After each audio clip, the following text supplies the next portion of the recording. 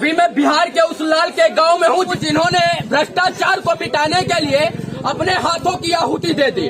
और सबसे बड़ी बात यह है, वो सिर्फ अपने लिए नहीं लड़ते थे बल्कि ग्राम वासियों के लिए लड़ते थे। और पिछले 17 साल से भ्रष्टाचार को जड़ से मिटाने का उन्होंने बेड़ा ठान लिया था। और जब उनको कामयाबी नहीं मिली तो उनको अपना दाहिना हाथ काटना पड़ गया। जिस हाथ से उन्होंने हाथ काट लिया, आज मैं उन्हीं के गाँव में हूँ। और उनके गाँव हमको नहीं बोले हैं, पत्रकार को कौन टाइम्स वाला पत्रकार है क्या? शुभम को बोले हैं। शुभम नाम का लड़का है, फार्मिंग से रिपोर्टिंग करता है। जब वो आया था गांव में तो यहाँ के मुखिया जी उसको बोले थे क्या कि किसका रिपोर्टिंग करने चलेगा, वो तो पागल है। मतलब जो इंसाफ के लिए लड़े उसे पागल कह दिया जाएगा। और वो पूरे गांव को पागल बनाए तो वो कुछ नहीं, पूरा गांव का रोड टूटा हुआ है जो बना है अंदर गांव के अंदर। और ऐसा एरिया है कि सांसद महोदय को पैदल आना पड़ा, उनकी गाड़ी नहीं। और कहा जाता है कि इस गांव में आने के लिए जो मुख्य सड़क है उससे पैसा भी उठा लिया गया, फिर भी सड़क नहीं बनी है। 2014 में पैसा उठा था, 2022 हो गया, लगभग 8 साल में मेंटेनेंस का भी पैसा उठा होगा। और ना जाने वो सड़क कितनी बार कागजों पे बना होगा। ये गांव में पूरा गांव घूम लीजिए, पूरा गांव गरीबों का है। किसी के पास 4 व्हीलर नहीं होगा इस पूरे गांव में। गलती से कहीं अगर किसी के पास निकल गया होगा तो वो अलग बात है, लेकिन किसी के पास 4 व्हीलर, सभी गरीब महिलाएं हैं। ये अमीर की महिलाएं होती ना, अमीर की बेटी होती, अमीर की बीबी होती ना, तो यहाँ पे ये लोग जो है ऐसे नहीं खड़े होते। और इन लोगों के लिए उन्होंने हाथ काट लिया।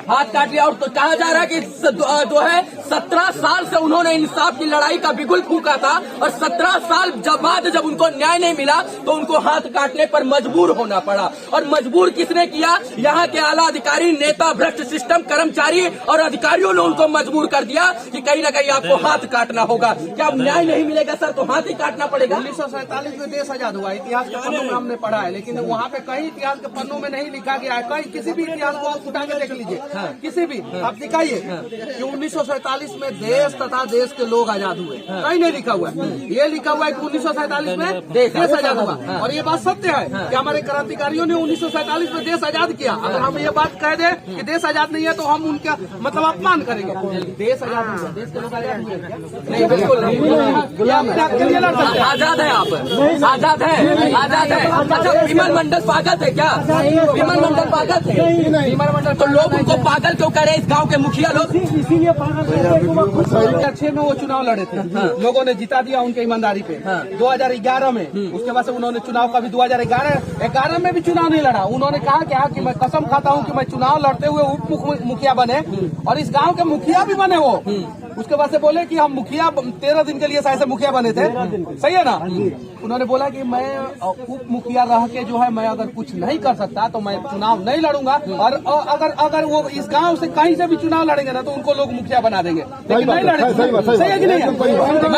उनकी ईमानदारी पर आज पूरा गांव एकत्रित हो गया। उनकी ईमानदारी पर, उनकी बेबाकी पर, उनकी निर्भीकता पर आज पूरा गांव जो है एकजुट होकर बिगुल बजा रहा है न्याय की। और जानते हैं क्यों ये बिगुल बजा रहे हैं? क्योंकि वो न्याय के लिए तत्पर रहते थे, अपने गांव में जो है परिवर्तन लाने के लिए तत्पर रहते थे, भ्रष्ट सिस्टम की बंड बजाने के लिए वो तत्पर रहते थे। और उन्होंने दाहिने हाथ से हजारों सैकड़ों पत्र प्रधानमंत्री, राष्ट्रपति, राज्यपाल, मुख्यमंत्री, डीएम, एसडीएम सबको लिखा। और उन्होंने कसम खाया कि अगर इस पत्र का जवाब और इसका समाधान नहीं हुआ तो जिस हाथ से मैं पत्र लिख रहा हूं उसी हाथ की कलाई को मैं काट कर मर्यादा पुरुषोत्तम भगवान श्री राम की नगरी में जो है उसकी आहुति दे दूंगा। और उन्होंने करके दिखाया कि मैं दे सकता हूं। लेकिन इस देश के नेता लोग और आला अधिकारी, कर्मचारी अपनी बातों पर अडिग नहीं रहते हैं। अब तो उनको सीख लेना चाहिए जो है विमल मंडल से कि कम से कम उन्होंने अपनी बात पर अडिग तो रहे। और आजाद देश में हम लोग आवाज उठाते हैं, सीना चौड़ा करके आवाज उठाते हैं, लेकिन हमारी हिम्मत और औकात नहीं पड़ती है कि हम एक सुई लगा ले,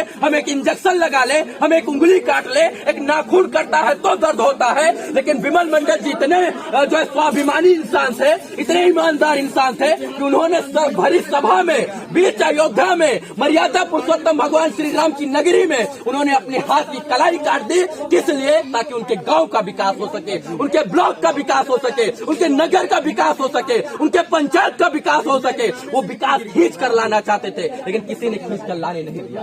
क्यों मनीष जी? देखिए ये लोग जो है सर ताली बजा रहे हैं ना, यही लोग जो है ना निकम्मा नेता को वोट देते हैं अपनी उंगली से, समझे ना? इसके लिए ताली बजाएंगे, समझे ना? ये लोग अपना हाथ खुद काटते हैं। ये लोग, इनको हिम्मत है नेता का हाथ का, आप बोल कैसे दिया? आप तो संविधान का उल्लंघन कर दिए। आप नेता का हाथ काटने की बात बोल दिए। आपने किसने आजादी दिया है?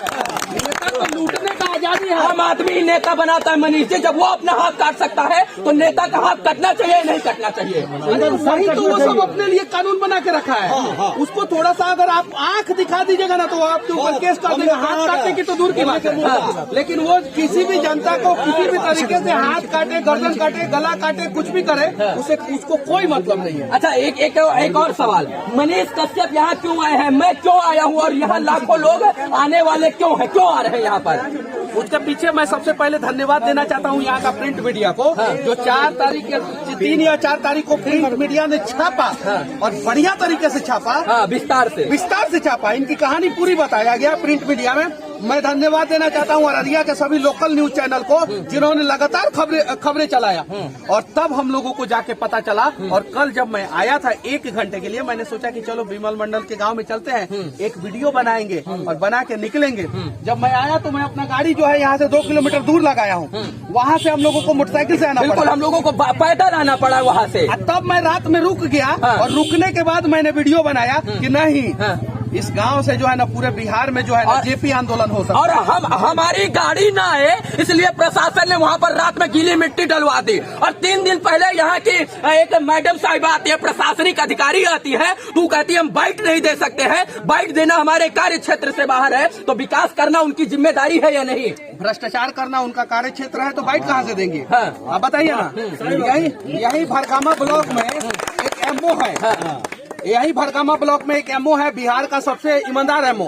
बेचारा आज वो रो रहे हैं, उनको सुरक्षा नहीं दिया जाता है, वो रो रहे हैं और लगातार भ्रष्ट डीलर के ऊपर कार्रवाई कर रहे हैं। कौन ईमानदार लोगों के साथ कौन खड़ा होता है? कोई नहीं खड़ा होता है। हम उनका हाथ तो वापस नहीं ला सकते हैं, लेकिन हाथ एकत्रित करके इस इंसाफ की लड़ाई मुट्ठी बांध कर हम लड़ सकते हैं। और हमें अकेले लड़ने की जरूरत नहीं है, इन गांव वालों को लड़ने की जरूरत है, जिसके लिए विमल मंडल ने अपना हाथ काट दिया। और ये लोग नहीं लड़ेंगे तो इनसे बड़ा मौका इस संसार में कोई नहीं होगा। ये लोग नहीं लड़ेंगे तो इनसे बड़ा निकम्मा कोई नहीं होगा। कोई नहीं है, हमारी सिस्टम है। हमारे जो डीएम होते हैं, डिस्ट्रिक्ट मजिस्ट्रेट, वो सब विमल मंडल का कितने दिन साथ दिया? विमल मंडल के साथ सर हम लोग अभी युवा है, अभी तो उतना जानकारी नहीं था। हम लोग खुल के साथ देंगे विमल मंडल जी का, देंगे साथ, पीछे देंगे साथ विमल मंडल।